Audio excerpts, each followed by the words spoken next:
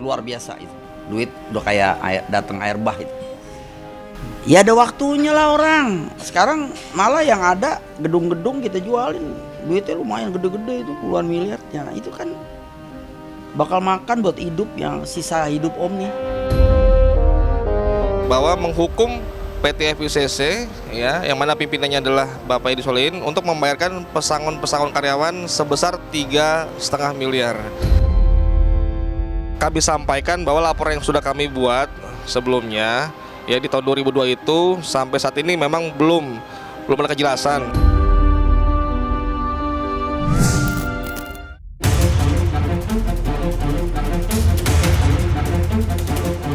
Ayah mendiang Mirna Salihin, Edi Darmawan, belakangan ini sedang menjadi sorotan publik.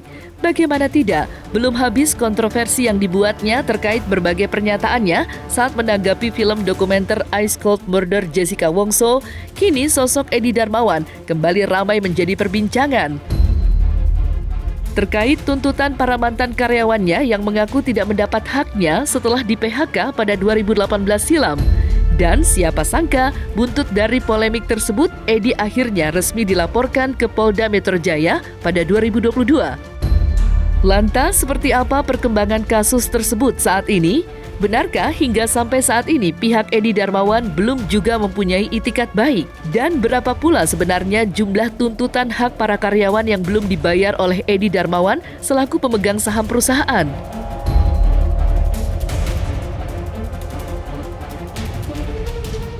Bahwa menghukum PT FICC ya, yang mana pimpinannya adalah Bapak Edi Solihin, untuk membayarkan pesangon-pesangon karyawan sebesar 3,5 miliar. Nah, namun kita lihat hari ini ya belum ada itikat baik dari PT FICC maupun dari pimpinan perusahaan tersebut. Ya, ini karyawan totalnya bisa 100 lebih, tapi yang berjuang sampai saat ini kurang lebih 38 orang bersama kami.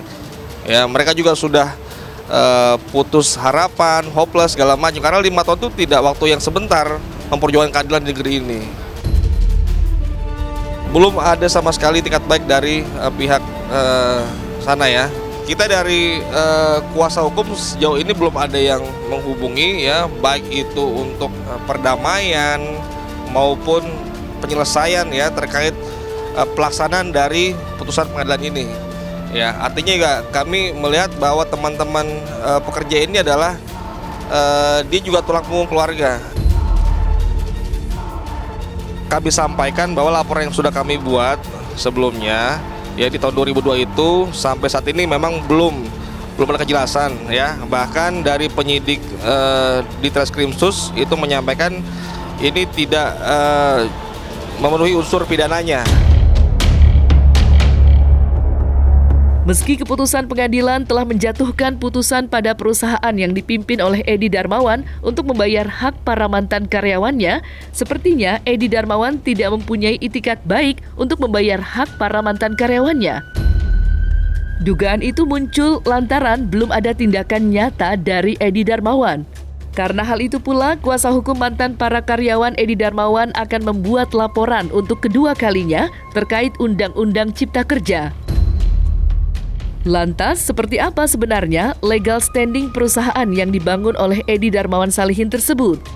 Benarkah sebelum adanya PHK secara besar-besaran, PT yang bergerak di bidang jasa dan kurir itu sempat melakukan penunggakan gaji karyawan?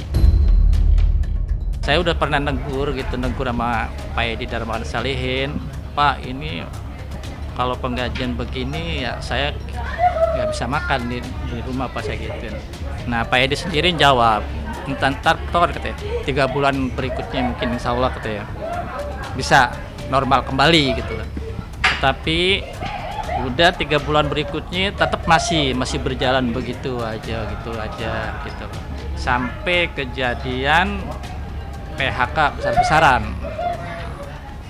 Alasannya efisien kantor gitu. Nah, itu di samping PHK karyawan sampai ribuan gitu, tanpa ada pesangon sama sekali. Kita berjuang sudah lama ya, ini dari tahun 2002 pun kita sudah menempuh upaya hukum pidana juga terkait laporan kepolisian. Ya, namun sampai saat ini belum menunjukkan hasil yang maksimal menurut kami. Jadi kita dalam waktu dekat ya, karena lapor kita sebelumnya ini tidak diproses dengan maksimal, kita akan membuat laporan LP baru. Ya, menurut ya kacamata penyidik itu belum memenuhi unsur pidananya ya. Dari pihak penyidik sudah menghadirkan beberapa ahli ketenagakerjaan, ahli pidana segala macam ya. Nah, sehingga menurut kami ini ada sesuatu yang harus ditegakkan ya, something wrong. Jadi kita akan mencoba kembali membuat LP baru sana. Ya, perusahaan ini memang bergerak di bidang ini ya, kurir ya. Kurir pengiriman logistik seperti itu ya. Jadi namun kita lihat per 2018 itu sudah mulai ada keterlambatan pembayaran gaji bagi karyawan ini. Nah, ya puncaknya tadi ketika perusahaan mem-PHK secara sepihak ya pada karyawan ini. Ya tadi dengan alasan bahwa perusahaan tidak mampu lagi membayarkan hak-hak karyawannya. Nah, sehingga karyawan tadi menempuh upaya hukum untuk pemenuhan hak tadi. Nah, di mana tadi dengan ada putusan 206/2018 PHI ya di Pengadilan Jakarta Pusat PHI itu diputuskan bahwa terbukti secara sah dan meyakinkan untuk PT FICC ini membayarkan wajib ya membayarkan sejumlah 3,5 miliar. Nah, saat ini sudah ada Undang-Undang Ciptaker ya, di mana dalam Undang Ciptaker itu disampaikan dalam pasal 185 ayat 1 ya bahwa pengusaha yang tidak membayarkan uang pesangon itu ada tindak pidana, merupakan tindak pidana gitu ya, pesangon, uang pengenaan masa kerja dan uang penggantian. Nah, berpijak dari sana ya, kita melihat bahwa ini sudah gamblang dan sudah jelas dasar hukumnya. Apalagi membuat ragu-ragu bagi penegak hukum. Gitu ya. Kita sama-sama menegakkan hukum ya sesuai dengan dasar hukum yang berlaku saat ini. Nah, artinya memang kita harap juga semua pihak termasuk kepolisian bisa mengikuti hukum yang sudah berlaku saat ini.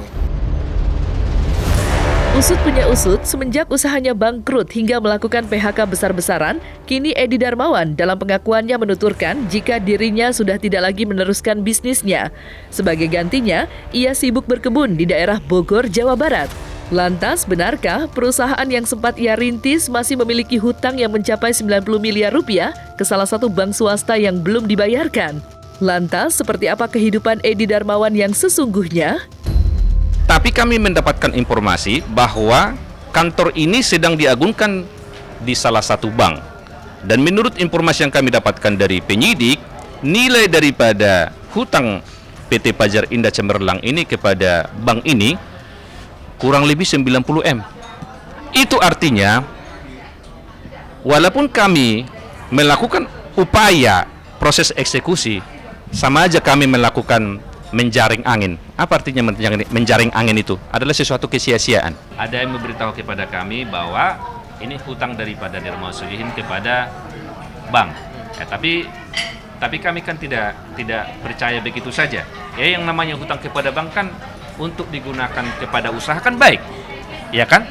Berarti ada usaha yang sedang berjalan.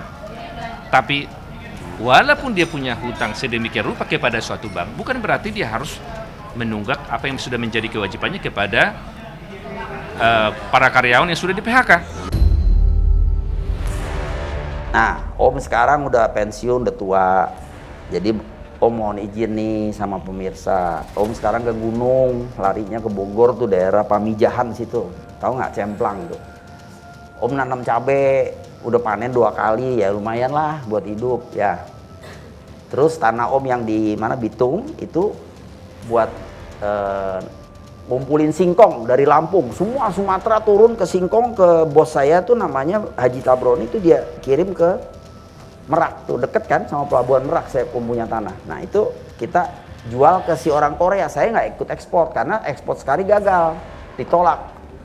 Nah kalau melalui Korea ini dibayar terus, biarinlah untung lebih dikit nggak apa-apa. Nah itu kerjaan Om sekarang kayak begitu, bukannya kerja yang hebat-hebat lagi Om seperti dulu yang karyawannya sampai 6.000, Pak Kardi juga tahu. Itu jasa yang semua kartu kredit kita handle itu. Jadi Om buka-bukaan nih malam nih, bleng. Om udah tua juga mau ngapain nggak bohong? Saya akuin semua, ayo tanya netizen. Buka WhatsApp aja. Om buat makan aja udah cukup. Ya. Rumah ada, apa ya sewa-sewain malah. Yang dicari dalam hidup apa? Mau kaya raya gitu. Dulu pernah.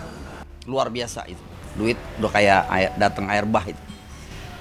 Ya ada waktunya lah orang. Sekarang malah yang ada gedung-gedung kita jualin. Duitnya lumayan gede-gede itu, puluhan miliarnya. Itu kan bakal makan buat hidup yang sisa hidup Om nih. Kali dikasih panjang umur. Ntar makan dari mana? Lu kasih gua makan? Kan nggak mungkin. Nah, selesai sudah Cumi Lovers? Saksikan terus Cumi Camp In-Depth, kabar lengkap, mendalam, dan akurat dari narasumber terpercaya. Dan jangan lupa untuk like, subscribe, dan juga share channel YouTube Cumi Cumi.